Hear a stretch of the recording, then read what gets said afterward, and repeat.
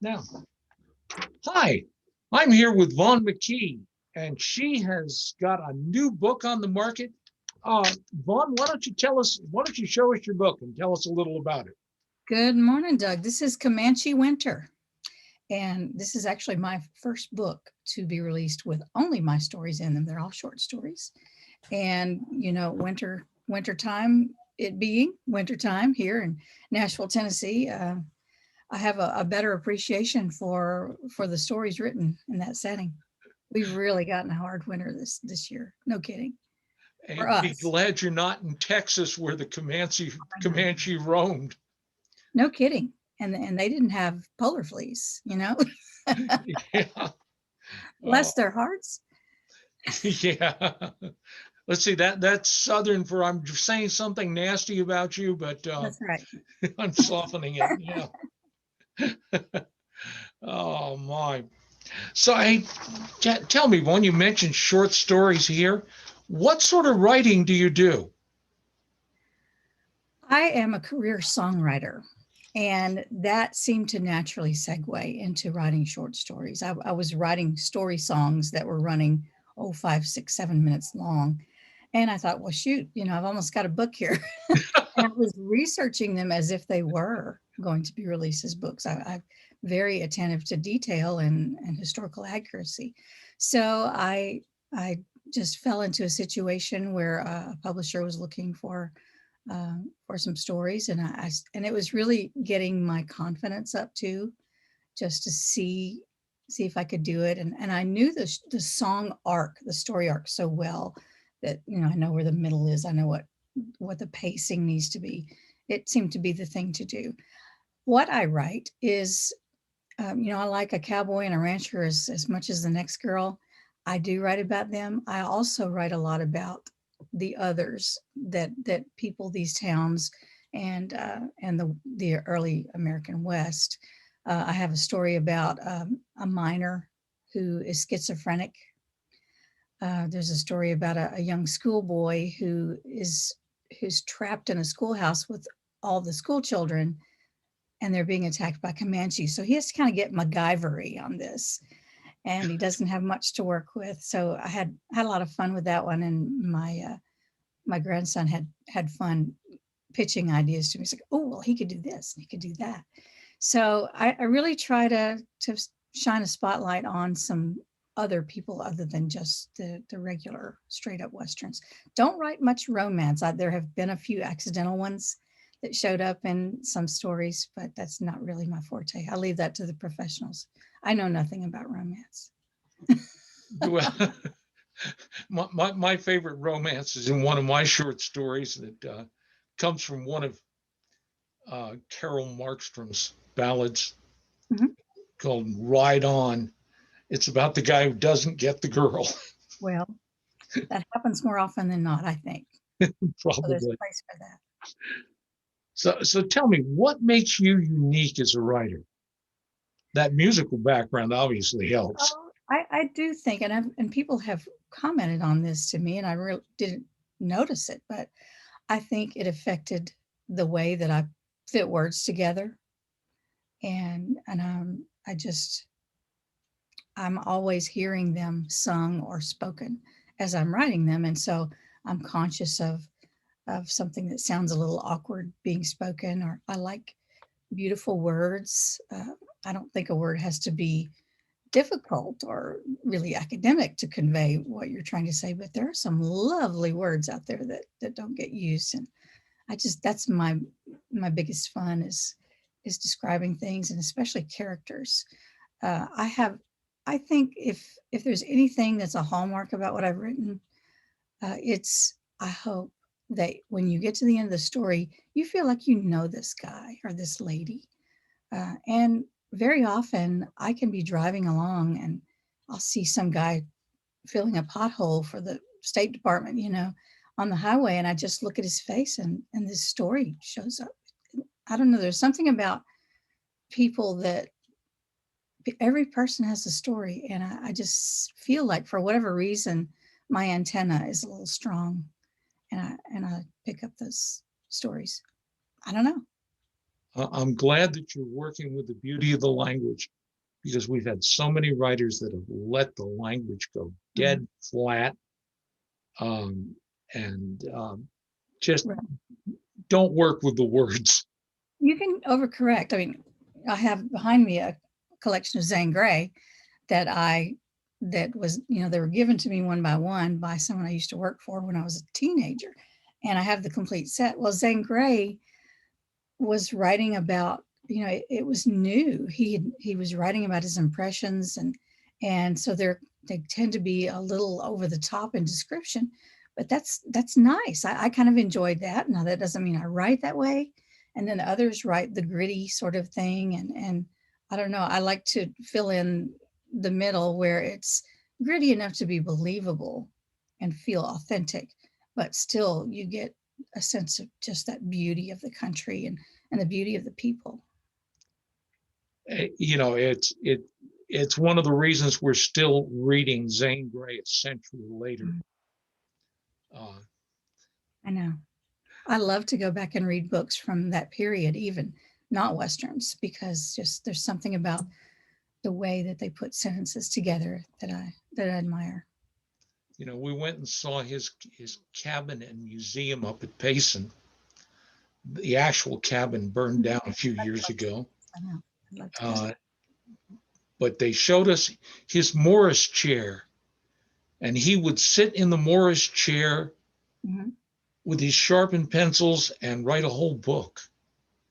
On paper. He wouldn't get up, just write until he was done. That would be Amazing one. guy. And the people at the museum claimed that Hemingway stole stories from Zane Grey. So go figure. They were very much alike when you think about it, adventurous, kind of roguish. Of the books and stories that you've written, what's your favorite? Ooh. Well, let's see.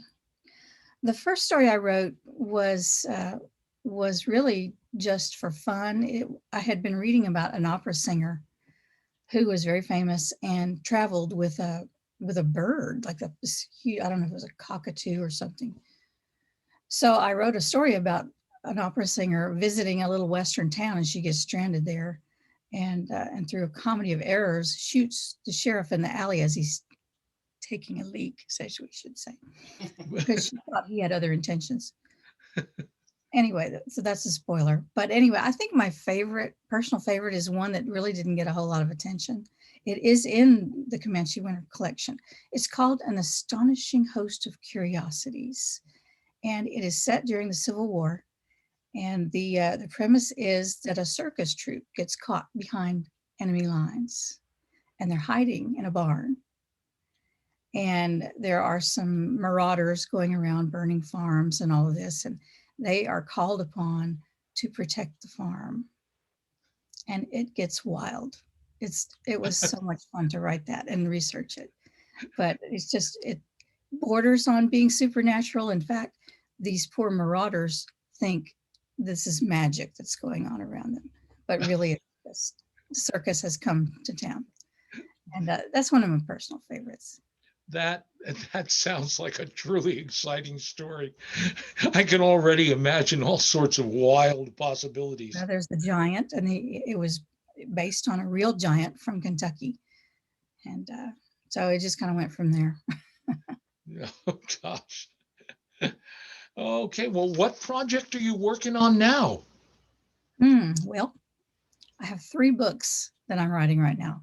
It's a race. It's kind of like a horse race. We're seeing which one is going to pull forward and win. No, I have a book I've been messing with for a while about a missionary to the Cherokee. I have a contemporary Western that I'd like to write. It's fully outlined, but the one I'm really excited about right now is about a portrait painter, a young boy who has the gift for painting portraits.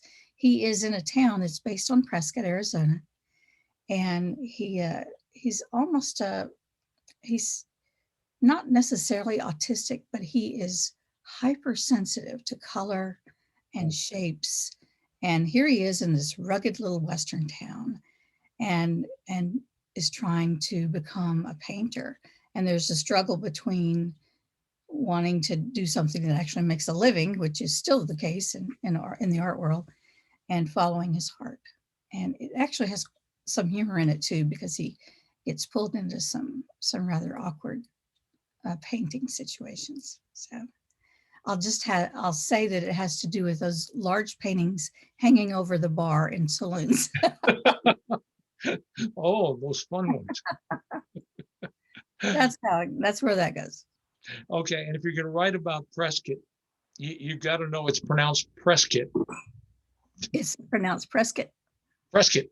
Yes, I believe that's what I said. I used to live there as a child for a little while, and that's really how all this got started. I tell the story that I was just, 4 years old, I think. We were, my dad was in construction. We were kind of traveling around out there, mainly for my asthma. I was very sick as a child. Oh, wow. Went out that way from Louisiana, where I grew up. And they rented this, looking back, just precious little trailer that was part of a bunch of trailers on the what is it called, Pine Lawn Ranch, I think, or something like that. It was on a working ranch. Oh, okay. So I was outside playing, and I see this giant cloud of dust and coming toward us, and then horses started emerging out of the dust, all colors, the reds and the browns and blacks and grays, and there were cowboys driving them into a pen just on the edge of where we lived. And I was just standing there with my mouth open, and I think that's literally when the seed was planted, that I caught that magic. And every time I start a story, I pull up that visual and just remember how swept away I was. Wow. That's when the West got me. That is, man, Prescott, gosh, what a beautiful I still love it. place. One of my favorite towns. Yep, I feel like I left something there. I might have to go back and find it. Well, I talked Western writers into trying to do the convention there 2 years ago. Well, we want to go to Tucson. Is it Tucson in June? We'll cook.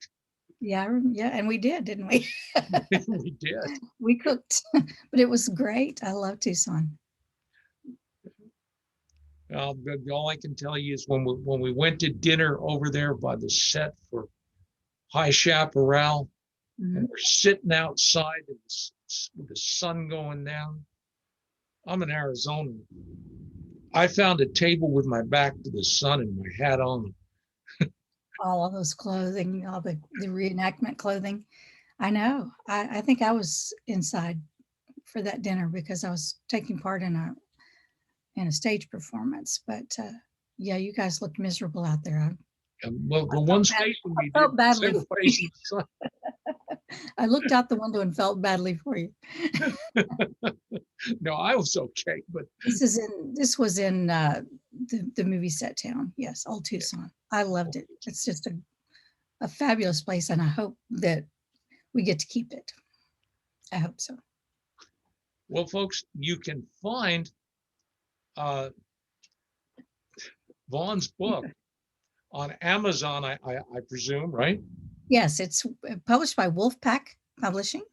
Okay. And it's available on Amazon and actually any other outlets, as far as I know, online. And shoot, if you got nothing to do in June and you're in Loveland, Colorado, I'll be there and might have 2 or 3 with me. And I might sneak out there before then. You just never know.